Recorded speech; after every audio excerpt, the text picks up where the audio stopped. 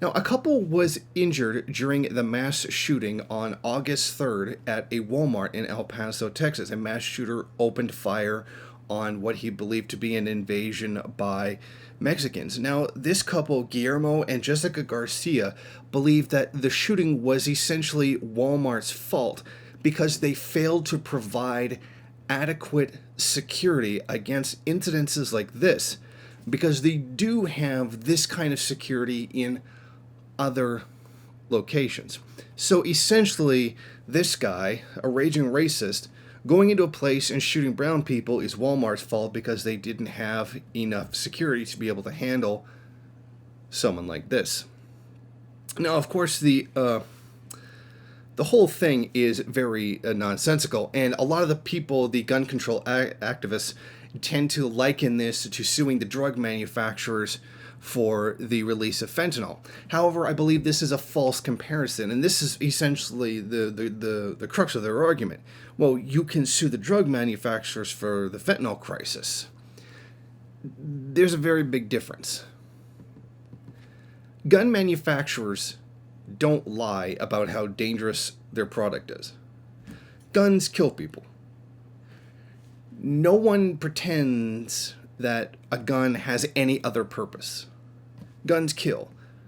What you use the gun for is certainly another question. You can use a gun to defend yourself, or you can use a gun to commit a crime.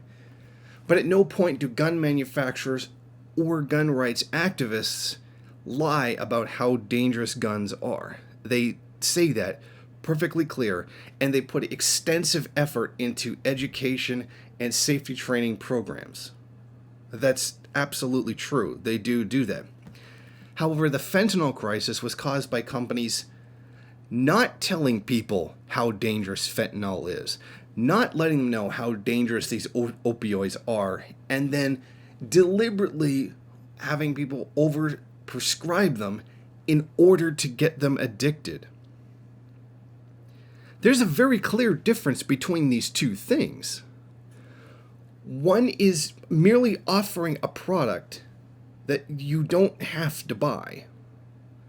And they tell you how dangerous it is, and they offer you all kinds of resources to know as much about it as possible and to operate them as safely as possible.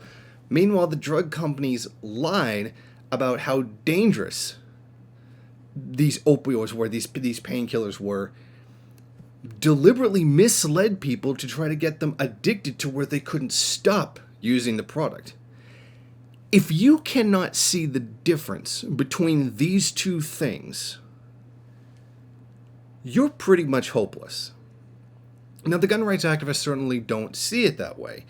They see it as this bad, therefore this bad. I mean, it's a very poor argument. Unfortunately, poor arguments tend to do very well in a lot of liberal circles and conservative circles as well. I'm not excluding them from this.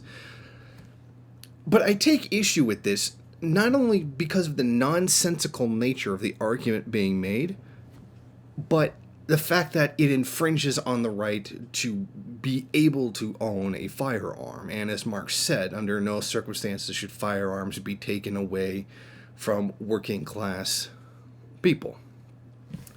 So I just wanted to take particular exception. I mean, I'm sorry that this family, had to go through that, had to be harmed in this way, and I'm sorry that 22 people had to die.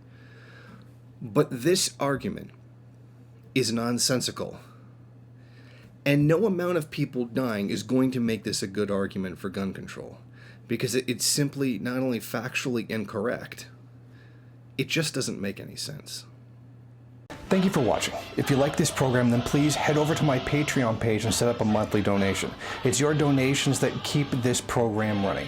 Also, if you would like, please rate, comment, subscribe, and share in various social media.